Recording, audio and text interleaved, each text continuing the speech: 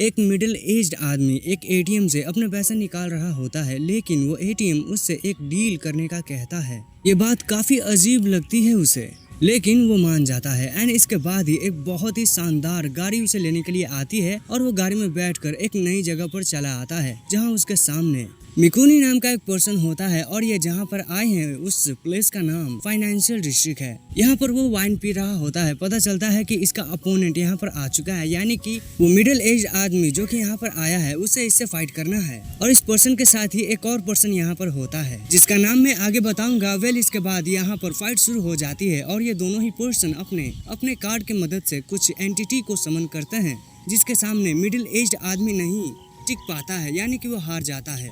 And इसी वजह से ही वो एक ट्रेन के आगे आकर अपनी जान दे देता है। अब यहाँ पर ये कुछ हुआ है तो दूसरी तरफ हमें मेन कैरेक्टर से इंट्रोड्यूस कराया जाता है जिसका नाम किमीमारू है। वो एक स्टूडेंट है जो कि पढ़ाई करता है और गरीब होने के वजह से पार्ट टाइम जॉब भी। यहीं पर ही उसकी फ्रेंड उसे स्टडी नोट देती है और किमीमारू को अपनी ये फ्रेंड बहुत ही ज्यादा पसंद होती है, लेकिन उसे दुख इस बात का है कि उसके फ्रेंड के पास ऑलरेडी एक बॉयफ्रेंड है। उस रात किमीमारू रूम में बैठकर पढ़ रहा होता है। पढ़ते पढ़ते उसकी नींद लग जाती है और फिर उसी पल ही उसे अजीब फील होता है क्योंकि यहाँ पर अजीब सी लाइट्स उसे नजर आ रही थी। उसे वो चेक करने के लिए जाता है तो उसे एक पर्सन मिलता है जिसका नाम मसाकी है और उसके हेयर पिंक है। मसाकी खुद को किसी बैंक का एचआर बताता है। वो यहाँ पर किमीमारू को कुछ ऑफर देने के लिए आया है, लेकिन किमीमारू को लगता है ये मुझे स्कैम कर सकता है, इसी वजह से ही वो गेट बंद कर लेता है। बट शॉकिंगली मसाकी उसके ही पीछे होता है। इसके बाद मसाकी ये एक्सप्लेन करता है कि वो यहाँ पर आया है किमीमारू को एक जॉब रोल ऑफर करने के लिए जो कि उसे फाइनेंशियल डिस्ट्रिक्ट में मिलने वाला है। एंड यहाँ पर बहुत सारे स्मोक भी आ जाते हैं किसी वजह से। मसाकी ये भी बताता है कि तुम्हें सिलेक्ट किया गया है और चिंता मत करो, मुझे तुम्हारे बारे में सब कुछ पता है। साथ ही वो ये भी बताता है जो जॉब तुम्हें मिलने वाला है वो काफी ज्यादा इजी है, लेकिन तुम्हें पैसे बहुत से मिलेंगे। मगर किमीमारू इस ऑफर को रिजेक्ट कर देता है क्योंकि उससे ये पता चलता है इस जॉब रोल में जान का बहुत ही ज्यादा खतरा है, जिसके वजह से उसे फ्यूचर में बहुत सी परेशानी हो सकती है। अब किमीमारू ने ये डिसीजन लेके अच्छा किया है। साथ ही वो ये बताता है मैं भले ही रिच ना हूँ, भले ही ज्यादा स्मार्ट ना हूँ, लेकिन मुझे अपनी जिंदगी कैसे जीनी है ये मुझे पता है। एंड जब वो अगले दिन अपने एटीएम के अकाउंट को चेक कर रहा होता है तो उसे हैरानी होती है क्योंकि वहाँ पर 5 लाख येन है।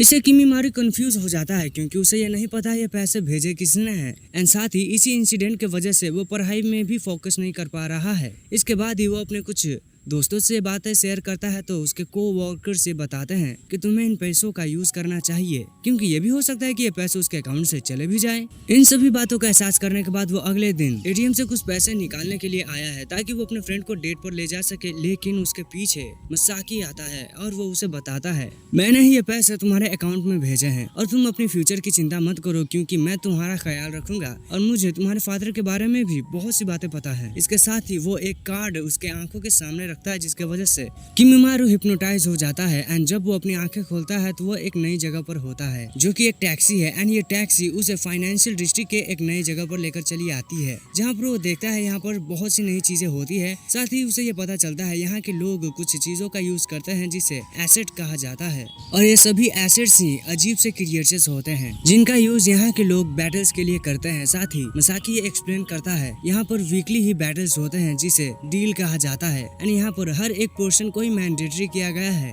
कि उन्हें बैटल करना ही पड़ेगा। यहीं पर ही मिकुनी जो कि है कोई पर्सन वो ये बेट करती है कि किमीमारू अपने पहले डील में हार जाएगा। एंड इसके साथ ही किमीमारू को फाइट करने के लिए भेज दिया जाता है जहाँ पर वो अपने एसेट को समन करता है जिसका नाम मिस्यू होता है, जिसे देखकर किमीमारू को लगता है ये तो बहुत ही कमजोर है। इसी बात से गुस्सा होकर उसे पंच का सामना करना पड़ता है मिस्यू के वजह से। इसके बाद ही बैटल लड़ाई शुरू होती है और किमीमारू का अपोनेंट उस पर हमला करता है बहुत ही खतरनाक तरीके से जिससे किमीमारू को बचाती है मिस्यू। मगर इस प्रोसेस में क्योंकि वो बचा रही है उसे बहुत सी चोट लगती है। इस पल किमीमारू को यह नहीं समझ हो रहा होता है कि यहाँ पर क्या चल रहा है। एंड उसे मिस्यू ये बताती है कि हर एक अटैक के साथ ही उसके पैसे कम होंगे अटैक लगने की वजह से। इन बातों को सुनने के बाद भी अभी भी किमीमारू को चिंता हो रही थी मिस्यू की, इसी वजह से ही उसे कुछ और थप्पड़ों का सामना करना पड़ता है क्योंकि वो लड़ने के बारे में ना सोचकर दूसरी चीजों के बारे में सोच रहा होता है। साथ ही इसी पल ही मिकुनी जो कि एक और बिजनेसमैन है वो दूर से ही किमीमारू के इस बैटल को देख रहा होता है। साथ ही किसी वजह से मिस्यू के सभी इंजरीज ही हील हो जाते हैं और इसके बाद किमिमारू मिस्यू को खुद को फाइट करने का सिखाने का कहता है। अब यहाँ पर मिस्यू कुछ और बोले कि से पहले ही उसका दुश्मन उन्हें देख लेता है, इसी वजह से ही इन्हें बचकर भागना पड़ता है। और किमिमारू को जब मिस्यू बचाती है तो उसे बहुत ही ज्यादा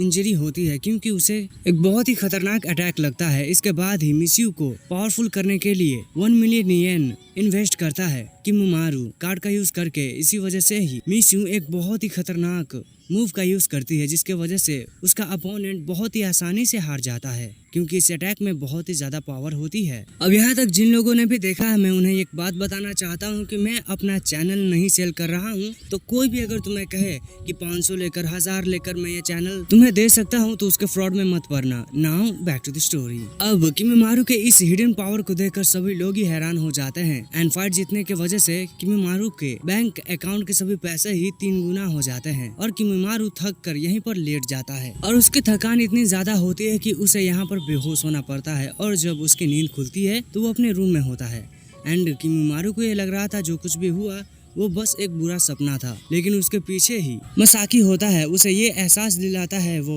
कि जो कुछ भी उसने महसूस किया है वो सपना नहीं बल्कि सच्चाई है। साथ ही वो उसके कार्ड के बारे में पूरी जानकारी देता है एंड ये भी बताता है अगर उसके बैंक अकाउंट के सभी पैसे खाली हो गए तो उसे मरना पड़ेगा। इसके साथ ही वो उसे समझाता है कि कैसे वो मिस्यू से बातें कर सकता है एंड किमिमारू ये पता करता है कि मिस्यू अच्छी है, वो अभी कसरत कर रही है और मिस्यू को हैरानी होती है ये जानकर कि किमिमारू अपने एसेट की चिंता करता है। इसके बाद वो अपने कार्ड का यूज करके अकाउंट में पैसे चेक करता है तो वो हैरान इस बात से हो जाता है कि उसके अकाउंट में 33.1 मिलियन येन है। इसके वजह से किमिमारू बहुत ही ज्यादा नर्वस हो जाता है जिसके वजह से वो अपने क्लास में भी फोकस नहीं कर पाता है और उसके इस नए बिहेवियर को उसकी फ्रेंड हनाबी भी नोटिस करती है। यहाँ पर ये सब हो रहा है तो दूसरी तरफ मिकुमी किमिमारू के सभी ही हरकतों पर नजर रखने का कह रहा होता है एंड वो एक इन्वेस्टिगेशन भी चाहता है। अब किसी वजह से किमिमारू के पैसे ब्लैक येन में कन्वर्ट हो चुके हैं, सभी नहीं मगर कुछ। इसी वजह से ही वो हैरान परेशान है। वो मिस्यू से इसके बारे में पूछता है, साथ ही वो इनका यूज करना अवॉइड करता है जिसके वजह से उसे स्टोर में काफी मुश्किलें भी होती हैं। साथ ही मिस्यू के बारे में भी इन ब्लैक येन का कुछ पता नहीं होता है, उसे ये भी नहीं पता होता है कि इसका यूज किया जाए तो क्या होगा। उन कस्टमर से बचने में मिकुनी मदद करता है किमिमारू की एंड किमिमारू से थैंक कहता है एक कैन ऑफर करके। साथ ही मिकुमी अभी अपना अपीयरेंस चेंज करके आया है। यहाँ पर ये दोनों ही बातें करते हैं जिसे किमिमारू को रियलाइज होता है कि मिकुमी भी फाइनेंशियल डिस्ट्रिक्ट से है क्योंकि उसे black yen and black money के बारे में पता है। मिकुमी ये बताता है कि मुझे तुम्हारे बारे में पता है, साथ ही मैंने तुम्हारी फाइट भी देखी है एंड मिकुमी उसे समझाता है कि मनी कैसे काम करता है। साथ ही मिकुमी से किमिमारू ये कहता है कि उसे मसाकी ने कहा था कि तुम्हारी आने वाली फ्यूचर खतरे में है। इस बात को सुनने के बाद मिकुमी ये बताता है ये तो नॉर्मल है उस वर्ल्ड में सभी के लिए, इसी वजह से ही तुम्हें चिंता नहीं करनी चाहिए। बात चल रही होती है तो यहीं पर ही मिकुनी ये हिंट देता है कि उसे किमिमारू के फादर के बारे में पता है। इसके बाद मिकुनी शीरो अपना इंट्रोडक्शन देता है किमिमारू से ये कहते हुए फ्यूचर में अगर मेरी मदद की जरूरत हो तो मुझे जरूर बताना। इतना बोलते ही वो यहाँ से निकल जाता है और इन दोनों की ही बातों को एक लड़की जो कि ब्लॉन्ड है वो देख रही होती है सिक्योरिटी कैमरा की मदद से। उसका नाम सातो है जो कि एक इन्वेस्टिगेटर है और वो फाइनेंशियल डिस्ट्रिक्ट के बारे में ही इन्वेस्टिगेट कर रही है। ये एक पुलिस ऑफिसर है जो कि फाइनेंशियल डिस्ट्रिक्ट के सभी ही इलीगल कामों पर नजर रखे है और वो फाइनेंशियल डिस्ट्रिक्ट में 51 टाइम एंटर कर चुकी है, साथ ही 11 बार लड़ तक चुकी है। मगर वो अब भी एक ट्रेनी एंटरप्रेन्योर है एंड ये काफी ज्यादा स्किलफुल है एंड डेंजरस भी। साथ ही ये इकलौती है जो कि यहाँ पर इन्वेस्टिगेट करने के लिए आई है सभी से बचते हुए और इसका पता किसी को भी नहीं है। साथ ही इसके पास एक बहुत ही बड़ा व्हाइट वुल्फ है जिसका यूज वो वीकली बैटल्स में करती है। अब साथ और उसके ऑर्गेनाइजेशन की नजर मिकुमी पे है क्योंकि उसका इन्फ्लुएंस बहुत ही ज्यादा है फाइनेंशियल डिस्ट्रिक्ट में एंड साथ ही बाहर की दुनिया में भी एंड बाहर के सभी फाइनेंशियल इंस्टीट्यूट्स में भी। उसने एक पावरफुल अलायंस भी क्रिएट कर लिया है एंड वो चाहती है यहाँ के पैसों का यूज वो रियल लाइफ में भी करे और उसके लिए मिकुनी एक डेंजरस एंटिटी है। फिर अगले दिन हम किमिमारू को देखते हैं जो कि अपनी आंट कियोको से मिलने के लिए आया है। वो पहली बार यहाँ पर आया है जब से वो हाई स्कूल में गया है। वो अपने फादर के बारे में जानकारी लेना चाहता है। इसके साथ ही उसे काफी सारी चीजें मिलती है जो कि उसके फादर की होती है। सभी छोड़े गए चीजों को ऑब्जर्व करने के बाद उसे एक नोटबुक मिलता है जिसे देखकर किमिमारू शॉक होता है क्योंकि इस नोटबुक के अंदर माइटिस बैंक का एक सिंबल बना है। ये वो बैंक होता है जो कि फाइनेंशियल डिस्ट्रिक्ट में यूज होता है एंड वहीं पर ही स्थित है। इन सभी से किमीमारू काफी ज्यादा हैरान हो चुका होता है। इसके बाद ही वो मिस्यू से पूछता है कि वो कैसे पिंक हेड क्लाउन मसाकी से मिल सकता है ताकि उसे पता चल सके उस बैंक के बारे में। यहीं पर ही मिस्यू भी यह नोटिस करती है कि किमीमारू का फेस कुछ अजीब रिएक्शन दे रहा है, उसके मन में जरूर कुछ चल रहा है। एंड जब वो फाइनेंशियल डिस्ट्रिक्ट में पहुंच जाते हैं और जब किमीमारू की नजर मसाकी पे पड़ती है तो वो अपने सभी सवालों का जवाब पाने के लिए उसे बहुत से सवाल करने लगता है। वो अपने फादर के बारे में पूछता है, लेकिन मसाकी किमीमारू के बहुत से सवाल पूछने के बाद भी उसे कुछ भी नहीं बताता है। साथ ही वो ये कहता है कि मैं तुम्हें तुम्हारे फादर के बारे में कुछ भी नहीं बता सकता हूँ। किमीमारू को ये यकीन है कि उसे एंटरप्रेन्योर के तौर पे चुना गया है फाइनेंशियल डिस्ट्रिक्ट में। उसे ऐसा लगता है अपने उसी फादर के बुक के वजह से। बट मसाकी ये बताता है जो कुछ भी तुम्हारे साथ हुआ है वो तो बस एक कोइंसिडेंस है, इत्तेफाक है। मगर इसी पल ही हम देखते हैं कि मिकुमी यहाँ पर चला आया है। वो यहाँ पर आया है कुछ बातें करने के लिए। ये एक प्राइवेट मैटर है जिसमें किमीमारू इन्वॉल्व है। एंड इसके साथ ही मिकुमी किमीमारू को एक पर्सन से मिलाने के लिए लाया है जिसका नाम टाकाटेजाकी सेंटन है। मिकुमी ये बताता है इसे तुम्हारे फादर के बारे में पता है तो तुम पूछ सकते हो। एंड किमीमारू जब पूछता है तो सरप्राइजिंगली टाकाटेजाकी को पता होता है किमीमारू के फादर के बारे में जिनका नाम योगा है। फिर टाकाटेजाकी उससे ये पूछता है कि तुम्हें योगा के बारे में क्यों जानना है, तुम उसके क्या लगते हो। तो किमीमारू ये बताता है कि मैं उनका सन हूँ। इसके बाद ही कुछ भी कहने से पहले टाकाटेजाकी थोड़ी देर तक किमीमारू को देखने के बाद उससे 1 लाख येन लेता है अपनी फीस के तौर पे। इसके बाद ही वो योगा से रिलेटेड जितना भी वो जानता है वो बताता है। बताने से पहले वो ये कहता है सही में ही पैसा सब कुछ नहीं है, लेकिन पैसे के बिना कुछ हो भी नहीं सकता है। इन्फॉर्मेशन के लिए भी पैसा ही चाहिए। इसके बाद वो रिवील करता है कि किमीमारू का फादर योगा एक बहुत ही शानदार प्लेयर था फाइनेंशियल डिस्ट्रिक्ट में। एंड वो डील से बहुत ही ज्यादा एडिक्टेड था। साथ ही वो बहुत ही अच्छा भी था डील्स में। मगर इतना ज्यादा अच्छा होने के बाद भी वो एक अहम डील को नहीं जीत पाया जिसके वजह से उसके बैंक के पूरे पैसे खत्म हो गए। एंड क्योंकि वो हार चुका है, उसके बैंक के अकाउंट में एक भी पैसा नहीं है, इसीलिए ही सजा के तौर पे उसे अपने फ्रेंड्स, फैमिली, बच्चे और किसी भी जान पहचान के बंदे या बंदी से, साथ ही रिश्तेदार से बात करने के लिए मना किया गया था। और इस सजा के वजह से किमीमारू के फादर बहुत ही ज्यादा टूट चुके थे। इसी वजह से ही उन्होंने खुद की जान ले ली। एंड क्योंकि उसके बॉडी को कोई भी नहीं पहचान पाया था उस वक्त, इसी वजह से ही उनके बॉडी को जहाँ भी पहुँचाना था, जो भी करना था कर दिया गया, क्योंकि ये एक सुसाइड केस था। इन बातों को सुनने के बाद किमीमारू को और भी ज्यादा पता करना था अपने फादर की पर्सनैलिटी के बारे में, इसलिए वो ये पूछता है। तो टाकाटेजाकी ये बताता है कि उसके फादर की पर्सनैलिटी काफी ज्यादा लालची थी, क्योंकि उसे पैसों से कुछ ज्यादा ही लगाव था। उसे पैसे बहुत पसंद थे और वो पैसों के पीछे पागल था।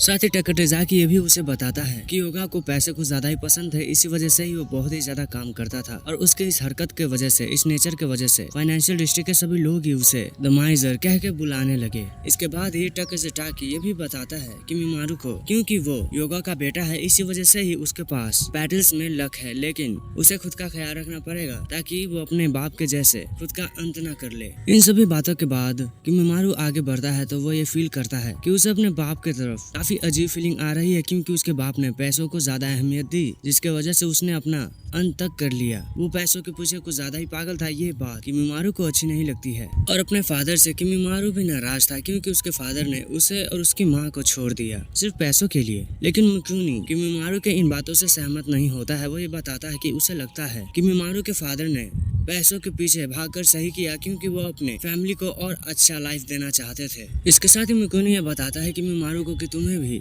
एक वजह ढूंढना पड़ेगा ताकि तुम मनी को कमा सको। तुम्हें एक वजह चाहिए ताकि तुम पैसों को कमाओ अपनी लाइफ में आगे बढ़ने के लिए। अगर तुम इसे खत्म भी करना चाहते हो, लेकिन तुम्हारी लाइफ में पैसे बहुत ही अहमियत रखते हैं, इसी वजह से ही तुम्हें बैटल करते रहना पड़ेगा। मिकुमी भी ये जानता है कि पैसे सब कुछ नहीं होते हैं, लेकिन इस मटेरियल वर्ल्ड में मटेरियल्स की बहुत ही ज्यादा जरूरत पड़ती है। इसी वजह से ही किमीमारू को पैसे कमाने पड़ेंगे ताकि वो अपने निजी चीजों को पूरा कर सके। हालांकि पैसे उसके सराउंडिंग को चेंज नहीं करेंगे, लेकिन उसे जीने में जरूर मदद करेंगे। मिकुमी की इन सभी बातों को सुनकर और कुछ और बातों को सुनने के बाद किमीमारू का हालत काफी ज्यादा खराब हो जाता है। वो खुद को अंदर से खाली महसूस करता है। वो पूरी तरह से टूट चुका होता है। इसी वजह से ही वो बैठकर रोने तक लगता है। यहीं पर दूसरी तरफ साटो इन सभी ही बातों को देख रही होती है। साथ ही मिकुमी की इन सभी बातों को अपने ऑर्गेनाइजेशन में रिपोर्ट तक करती है। और इसी रिपोर्ट करते वक्त उसे अपनी बॉस से बहस तक करनी पड़ती है क्योंकि वो सही में ये चाहती है फाइनेंशियल डिस्ट्रिक्ट के किसी भी मनी का यूज रियल लाइफ में ना हो। लेकिन साटो का बॉस ये बिलीव करता है कि अगर वो ऐसा करता है तो उसे बहुत सी परेशानियों का सामना करना पड़ेगा। सिर्फ उसे नहीं बल्कि रियल लाइफ में भी बहुत से मिस क्रिएट हो जाएंगे और इसी वजह से ही वो ये नहीं करना चाहता है। कुछ दिनों बाद किमिमारू जब रात के अंधेरे में आगे बढ़ रहा होता है तभी उसे एक टैक्सी पिकअप करने के लिए आती है। यह टैक्सी फाइनेंशियल डिस्ट्रिक्ट से आई होती है क्योंकि अगले हफ्ते का डील किमिमारू को करना है। इसके साथ ही वो पहुंच जाता है फाइनेंशियल डिस्ट्रिक्ट में और उसे ये पता चलता है कि उसका अपोनेंट उसके ही कॉलेज का एक प्रोफेसर है जिसका नाम इबारा है और इबारा ने 1 साल पहले ही फाइनेंशियल डिस्ट्रिक्ट को ज्वाइन किया है और उसने ऐसा इसलिए किया है क्योंकि उसे अपने आने वाले बच्चे के लिए पैसे चाहिए और इसी वजह से ही वो यहाँ पर है। साथ ही उसे इतने भी पैसों की जरूरत नहीं है लेकिन वो ये चाहता है कि उसकी फैमिली की लाइफ और अच्छी हो, इसी वजह से ही वो और पैसे कमाना चाहता है और ये आने वाला बच्चा उसका तीसरा बच्चा होने वाला है। अब इतना सब कुछ तो किमिमारू को भी पता है लेकिन उसे अभी ये समझ नहीं आ रहा है कि वो कैसे इबारा से फाइट करेगा। लेकिन इबारा को सब कुछ पता है कि उसे कैसे फाइट करना चाहिए, इस वजह से ही वही अपना पहला मूव खेलता है। अब क्लास में तो वो बहुत ही ज्यादा शांत स्वभाव का है लेकिन यहाँ पर वो अपनी रियल पर्सनैलिटी दिखाता है जो कि काफी ज्यादा खतरनाक होता है। यानी कि पैसे ने सही में इबारा को चेंज कर दिया है। अब इबारा अपने एसेट को किमिमारू को पॉइजन करने का कहता है जो कि उसका एसेट करता भी है। इसके वजह से बहुत ही दर्द होता है किमिमारू को, साथ ही उसे अपने कुछ पैसे भी खोने पड़ते हैं। इसके बाद इबारा अपना फाइनल मूव करने के लिए पूरी तरह से तैयार है। अब इबारा कुछ और करे कि इससे पहले मिस्यू किमिमारू को बचाने के लिए चली आती है एंड वो उसे बताती है कि उसे अपने कुछ स्टॉक्स को बेचना चाहिए। यहीं पर ही दूसरी तरफ से मिकुमी इन सभी को देख रहा होता है और वो उसी पल ही किमिमारू के स्टॉक्स को खरीद लेता है। अब पैसा आने के बाद नया मूव प्ले करने के लिए किमिमारू के पास एबिलिटी आ चुकी है। इसी वजह से मिस्यू किमिमारू के कहने पर एक पावरफुल अटैक लॉन्च करती है जिसके वजह से इबारा हार जाता है। इबारा ने किमिमारू को कम समझा था, इस वजह से ही उसे हार का सामना करना पड़ा एंड अब क्योंकि वो हार चुका है इसी वजह से ही मसाकी उसे यहाँ से एक्सपेल कर देता है, यानी कि फाइनेंशियल डिस्ट्रिक्ट से निकाल देता है। बैटल के होने के बाद मिस्यू से किमिमारू को पता चलता है कैसे इस वर्ल्ड में स्टॉक्स काम करते हैं। साथ ही मिस्यू एंड किमिमारू थैंक यू कहते हैं मिकुमी को क्योंकि इससे पहले उसने स्टॉक खरीद कर इनकी मदद की थी। मिकुमी ये बताता है उसने ऐसा अपने फायदे के लिए किया है। इसके बाद किमिमारू ड्राइवर से पूछता है कि इस वर्ल्ड में सही में कोई अगर कंगाल हो जाता है तो उसके साथ सही में होता क्या है, लेकिन ड्राइवर से उसे उसका मनचाहा जवाब नहीं मिलता है। दूसरी तरफ हेडक्वार्टर्स में मिकुमी को ये पता चलता है कि हेडक्वार्टर्स पूरे फाइनेंशियल डिस्ट्रिक्ट का 1/3 हिस्सा या फिर पैसा कंट्रोल करता है और ये और भी ज्यादा बढ़ सकते हैं। इन सभी बातों को सुनने के बाद हमें पता चलता है कि मिकुमी का मेन गोल है फाइनेंशियल डिस्ट्रिक्ट के सिस्टम को खत्म करना या फिर बदलना। साथ ही वो ये चाहता है यहाँ पर किमिमारू भी काम करे। अगले दिन किमिमारू अपने क्लास में बैठा है तो उसे काफी अजीब लगता है क्योंकि उसका टीचर इबारा नॉर्मली ही बिहेव कर रहा होता है। हालांकि उसने अपने फाइट को लूज किया है, इसके वजह से उसे कुछ तो अजीब बिहेव करना चाहिए लेकिन वो ऐसा नहीं कर रहा है। साथ ही इबारा किमिमारू को अपने घर पे बुलाता है कुछ सीरियस बातें करने के लिए एंड किमिमारू चला भी आता है। शाम का वक्त होता है और इबारा किमिमारू को ये बताता है जब वो फाइनेंशियल डिस्ट्रिक्ट में हारा तो रियल लाइफ में उसे अपने तीनों ही बच्चों को खोना पड़ा और किसी वजह से यहाँ पर किसी को भी नहीं पता है कि उसके 3 बच्चे भी थे सिवाय किमिमारू को छोड़कर। साथ ही इबारा ब्लेम नहीं करता है किमिमारू को उसे हराने के लिए क्योंकि उसे ये पता है अगर किमिमारू हारता तो उसके साथ भी कुछ ना कुछ बुरा होता।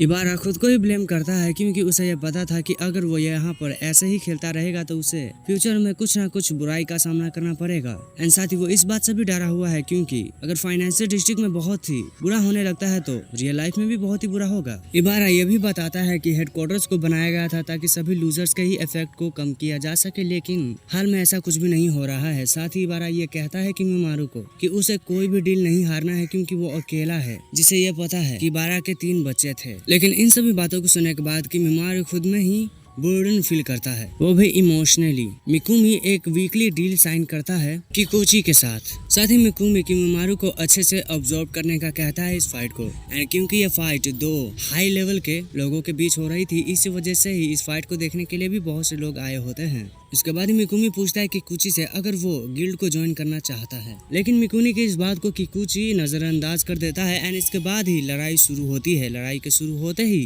किकुची एक एसेट का यूज करता है जिसके वजह से उसके आसपास डिफेंसिव मिरर का एक बैरियर क्रिएट हो जाता है। साथ ही वो हमला भी शुरू कर देता है मिकुमी के एसेट पे एंड यहीं पर ही सभी लोग ये नोटिस करते हैं अगर किकुची इसी तरह से ही लड़ता रहा तो उसके लिए बहुत ही मुश्किलें हो जाएंगी, क्योंकि उसकी हर एक लड़ाई की कॉस्ट बहुत ही ज्यादा होती है। और इन सभी बातों का एहसास करने के बाद किकुची अपने बहुत से स्टॉक्स कुछ बिजनेसमैन को बेच देता है। इसके वजह से उसके पास पावर आती है एक नए पावरफुल अटैक को करने का। वो उसे करता भी है एंड जब मैच अपने अंत पे होता है तभी ही मिकुमी अपने 2 एसेट को बुलाता है एंड फिर एक ऐसा पावरफुल हमला करता है जिसके वजह से किकुची को हार का सामना करना पड़ता है। एंड अब क्योंकि यहाँ पर हार चुका है किकुची, इस वजह से उसे अपने रियल लाइफ में भी बहुत से परेशानियों का सामना करना पड़ेगा। एंड क्योंकि इस बैटल को किमिमारू देख रहा था, इसी वजह से ही उसे लगता है उसे बहुत सी पावर की जरूरत पड़ेगी ताकि वो हर एक डील को भी अच्छे से कर सके, साथ ही अपने रियल लाइफ के प्रॉब्लम्स को वो फेस कर सके। इसके बाद मिकुनी किमिमारू को समझाता है कि कैसे डील को करना चाहिए अच्छे तरीके से ताकि उसे ज्यादा परेशानियों का सामना न करना पड़े। उसे वो समझाता है कि जीतने के लिए हर एक काम करने के साथ ही जीतने के बाद उसे प्रॉफिट जितना ज्यादा कम हो सके उतना ज्यादा करना चाहिए। साथ ही उसे खुद पर एंड उसके अपोनेंट पर भी ध्यान देना चाहिए ताकि उसे आगे चल के आसानी हो। इसके बाद किमिमारू एमसीयू के साथ प्रैक्टिस कर रहा होता है, लेकिन कोऑर्डिनेशन अच्छा ना होने की वजह से उसे परेशानी होती है, साथ ही एमसीयू घायल तक हो जाती है। बाद मिकुनी सभी डील फीस को कलेक्ट करता है एंड वो बॉन्ड ऑफर करता है नेशनल बजट डेज को कम करने के लिए, जो कि जापान के लिए होता है, ये जताते हुए कि वो कितना ज्यादा काइंड है। अब एक छोटे से हार के बाद भी उसे अपने पसंदीदा लोगों की चिंता होती है। इसी वजह से ही वो किकीको के बारे में पता करता है, क्योंकि किकीको अपेंडिक्स के सर्जरी से गुजर रही है। साथ ही अगले दिन उसकी मुलाकात हनाबी से होती है, जो कि ठीक है एंड एक इंटर्नशिप की तैयारी कर रही है। एंड यहाँ पर किमिमारू को पता चलता है कि वो एक सब्जेक्ट में फेल हो चुका है और ऐसा इसलिए हुआ है क्योंकि वो फाइनेंशियल डिस्ट्रिक्ट में एक डील हार चुका था। हालांकि इससे किमिमारू को ज्यादा फर्क नहीं पड़ता है, साथ ही साथ वो अपने सुपीरियर्स को सभी ही बातें बताती है। तो दूसरी तरफ किमिमारू अपने रूम में बैठकर रिलैक्स कर रहा होता है, लेकिन उसे मिस्यू की काफी ज्यादा चिंता हो रही थी एंड साथ ही मिस्यू भी गुस्सा होती है क्योंकि डील में होने वाले स्ट्रेटेजी के बारे में किमिमारू ने उसे नहीं बताया था। हालांकि कुछ देर बातें करने के बाद ये लोग काफी अच्छा पल भी बिताते हैं, साथ ही नूडल्स भी खाते हैं, जो ये दर्शाता है कि ये एक दूसरे के साथ खुश हैं। दूसरी तरफ फाइनेंशियल डिस्ट्रिक्ट में किकुची किसी से फाइट कर रहा होता है अपने उसी स्ट्रेटेजी से, जिसके वजह से उसे फिर से हार का सामना करना पड़ता है और इस वक्त वो पूरी तरह से बैंकरप्ट हो चुका है, यानी कि उसके पास बिल्कुल भी पैसे नहीं है। और इसी वजह से ही उसे रियल लाइफ में भी बहुत सी प्रॉब्लम का सामना पड़ता है। प्रॉब्लम जैसे कि उसकी कंपनी पूरी तरह से डूब जाती है, साथ ही उसे अरेस्ट भी किया जाता है एंड क्योंकि उसकी कंपनी डूब चुकी है, इसी वजह से ये बहुत से लोग अनएम्प्लॉय हो जाते हैं, उन्हें उनकी नौकरी खोने पड़ती है। एंड किमिमारू को इबारा ये एक्सप्लेन करता है कि फाइनेंशियल डिस्ट्रिक्ट में होने वाले हार के वजह से रियल लाइफ में बहुत ही ज्यादा प्रॉब्लम्स होती है और वो ये एहसास दिलाता है कि रियल लाइफ प्रॉब्लम में जैसे उसके बच्चे खोते वैसे ही बहुत सी लोगों की बहुत सी चीजें खोती रहती है। इसके बाद किमिमारू को टेकेज़ुटाकी बॉसो कंपनी के बॉस के बारे में हॉट इन्फो सेल करता है, जिसके वजह से अब किमिमारू बहुत ही ज्यादा रिच हो चुका है क्योंकि उसके पास 1 बिलियन येन है। साथ ही टेकेज़ुटाकी ये भी बताता है कि मिकुनी का कंपनी बॉसो को खरीदना चाहता है ताकि रियल वर्ल्ड में ज्यादा डील के वजह से इम्पैक्ट ना पड़े। मिकुमी गिल्ड अलायंस के पर्पस को एक्सप्लेन करता है। वो ये बताता है इस अलायंस के वजह से रियल वर्ल्ड के प्रॉब्लम्स को मैनेज किया जा सकता है, जो कि डील्स के वजह से होते हैं एंड ऐसा करके वो माउस मनी तक को कंट्रोल कर सकता है। इसके बाद ही किमिमारू ऑफिशियली गिल्ड को भी ज्वाइन कर लेता है। मिकुनी किमिमारू को टीज करता है एंड उसके एक्स मेंबर को भी, और दूसरी तरफ साटो अपने बॉस से बहस कर रही होती है फाइनेंशियल डिस्ट्रिक्ट को रोकने के लिए एंड साथ ही माउस मनी के करेंसी को भी रोकने के लिए। साथ ही इस वक्त वो एक स्ट्रॉन्ग प्लेयर को भी देख रही होती है, सेनोजा, जो कि बहुत ही अच्छा रिकॉर्ड के साथ एक प्लेयर है एंड उसका मुकाबला आगे आकर किमिमारू से होने वाला है एंड शायद इसी वजह से वो उसे मिलता भी है। मिलने के साथ ही एमसीयू से वो फ्लर्ट भी करता है। साथ ही वो किमिमारू को बताता है कि आने वाले बैटल में वो चाहता है कि किमिमारू अपने पैसों का यूज करके अच्छे से बैटल करे, क्योंकि पैसों को बैलेंस करने के बावजूद भी रियल लाइफ में नेगेटिव इफेक्ट होता है। सेनोजा अपना कॉन्टैक्ट इन्फॉर्मेशन देता है उसे अपना नंबर देने के साथ ही, और ये भी कहता है तुम सोच लो, मैं तुम्हें वक्त भी देता हूँ। सिनोजा के बारे में कुछ पता करता है तो उसे पता चलता है कि सिनोजा बहुत ही फेमस पर्सन है क्योंकि वो चैरिटी वर्क करता रहता है। इसके बाद ही साटो किडनैप कर लेती है किमिमारू को ये बताते हुए कि वो किकुको को प्रोटेक्ट करना चाह रही है। साथ ही वो फाइनेंशियल डिस्ट्रिक्ट की एक स्पाई है। वो ये बताती है कि मिकुनी की मेथड टेम्पररी है एंड लॉन्ग टर्म में डेंजरस है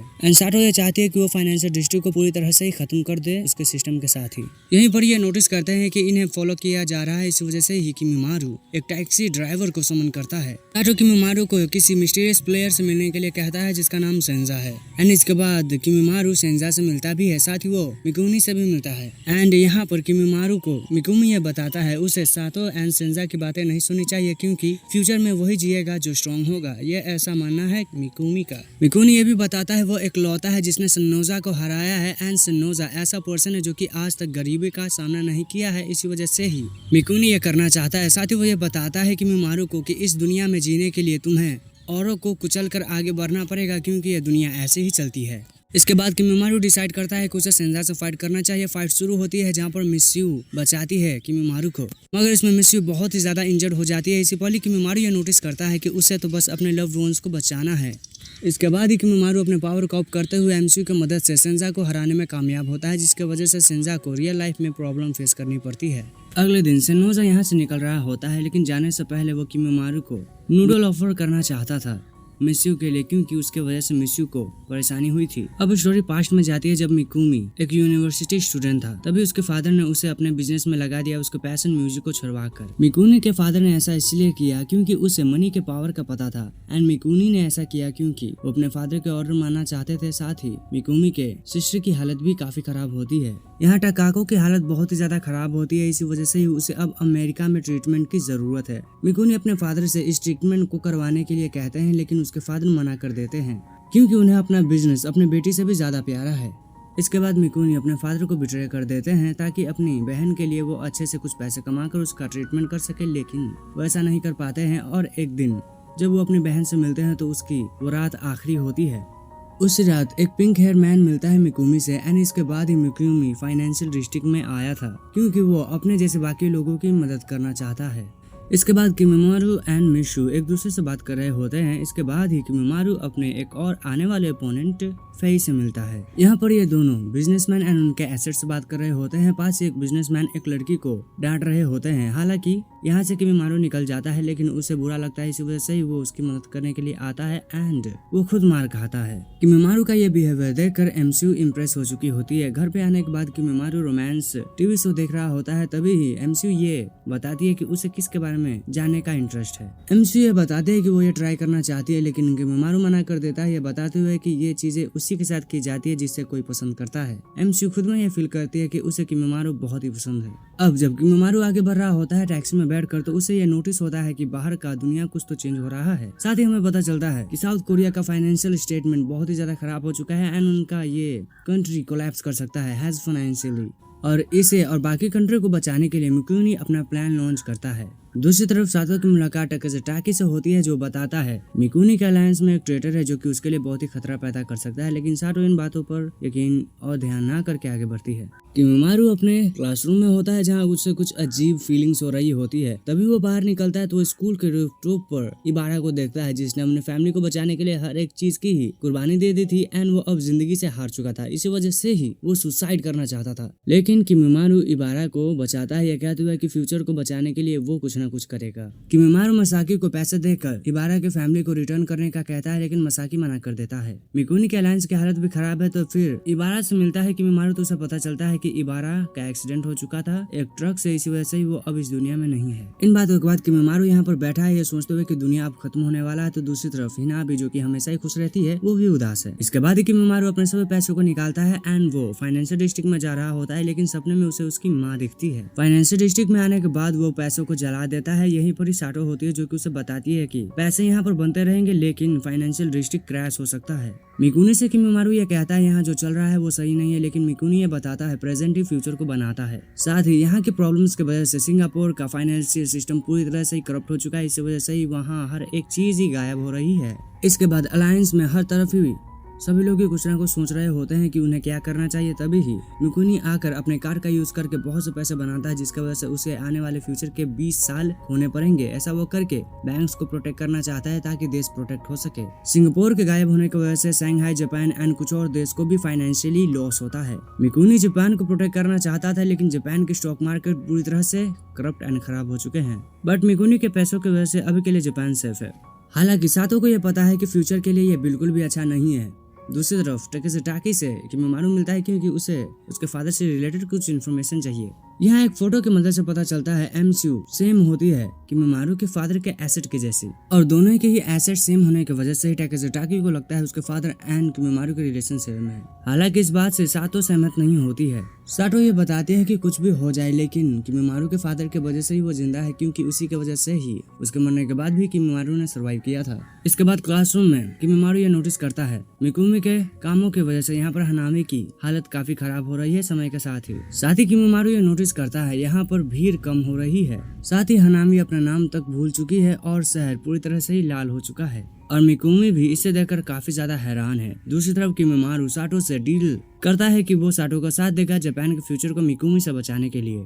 किमीमारू एमसीयू को बताता है कि कुछ भी हो जाए वो उसका साथ देगा, साथ ही एमसीयू भी यही चाहती थी। इसके बाद ही Kimimaru has a love and affection उसे फोरहेड पे किस देता है। इसके बाद ही पता चलता है जापान की हालत और भी ज्यादा खराब हो चुकी है, यहाँ बर्थ रेट भी बहुत ही कम है एंड डेथ रेट बहुत ज्यादा है। बाकी देश की वजह से जापान का फ्यूचर भी खतरे में है। इसे देखकर मिकुमी अपने और 20 साल देकर और पैसे छापना चाहता है, और मिकुनी की इन हरकतों को हमारे सभी हीरोज ही रोकना चाहते हैं। मिकुनी को रोकने के लिए उसे उसके कार से दूर करना पड़ेगा, इस वजह से ही हमारे हीरोज उसे फाइट करना चाहते हैं, और अपने इस काम को करने के लिए वो फाइट करने के लिए आ जाते हैं। शुरू में मिकुनी नहीं मान रहा होता है, लेकिन उसे पता चलता है कि अगर वो नहीं मानता है तो उसे अपने एसेट खोने पड़ सकते हैं, इसी वजह से ही वो मान जाता है। अब फाइनेंशियल डिस्ट्रिक्ट में आने के साथ ही किमीमारू को एक चैलेंज मिलता है एक न्यू प्लेयर होरी से, लेकिन फाइनेंशियल डिस्ट्रिक्ट में पहले ही गड़बड़ी चल रही थी, इसी वजह से ही एमसीयू की हालत खराब है। इसीलिए ही किमीमारू खुद से ही फाइट करने लगता है, और कुछ देर तक फाइट करने के बाद वो अपने ओपोनेंट को हराता है। दूसरी तरफ साटो मिकुनी के एक्स काजू को कंट्रोल तो कर लेती है, लेकिन अगले ही पल मिकुनी उसे हरा देता है।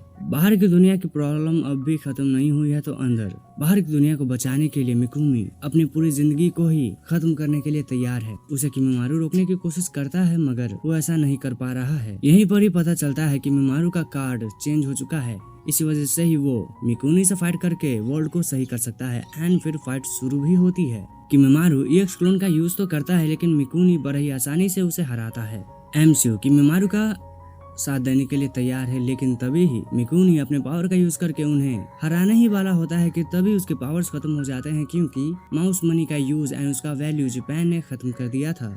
मौके का फायदा उठाकर मिशू काजू को पकड़ती है, तो किमीमारू मिकुनी को बहुत तेज पंच करता है, जिससे मिकुनी को अपनी पास्ट की यादें आती है।